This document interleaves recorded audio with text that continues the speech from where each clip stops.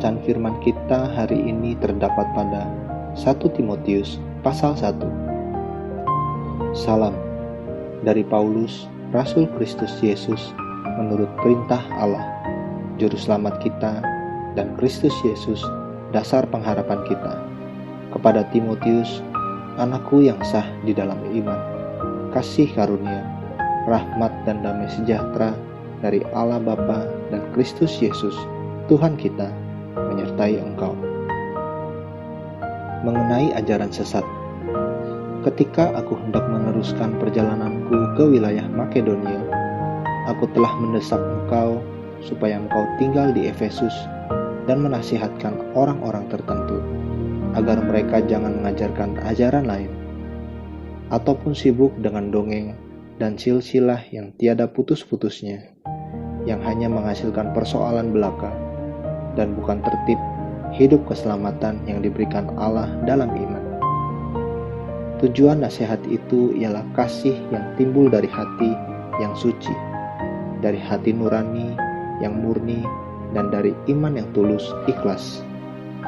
Tetapi ada orang yang tidak sampai pada tujuan itu dan yang sesat dalam omongan yang sia-sia.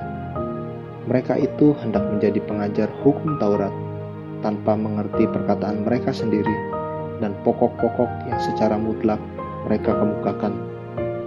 Kita tahu bahwa hukum Taurat itu baik kalau tepat digunakan, yakni dengan keinstan bahwa hukum Taurat itu bukanlah bagi orang yang benar, melainkan bagi orang yang durhaka dan orang lalim, bagi orang fasik dan orang berdosa, bagi orang duniawi dan yang tak beragama, bagi pembunuh bapa dan pembunuh ibu, bagi pembunuh pada umumnya, bagi orang cabul dan pemburit, bagi penculik, bagi pendusta, bagi orang makan sumpah, dan seterusnya, segala sesuatu yang bertentangan dengan ajaran sehat, yang berdasarkan Injil dari Allah yang mulia dan maha bahagia, seperti yang telah dipercayakan kepadaku.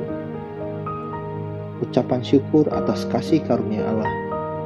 Aku bersyukur kepada Dia yang menguatkan aku, yaitu Kristus Yesus, Tuhan kita, karena Ia menganggap aku setia dan mempercayakan pelayanan ini kepadaku.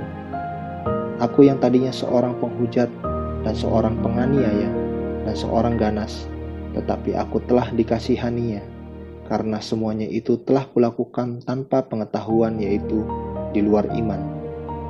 Malah kasih karunia Tuhan kita itu telah dikaruniakan dengan limpahnya kepadaku, dengan iman dan kasih dalam Kristus Yesus.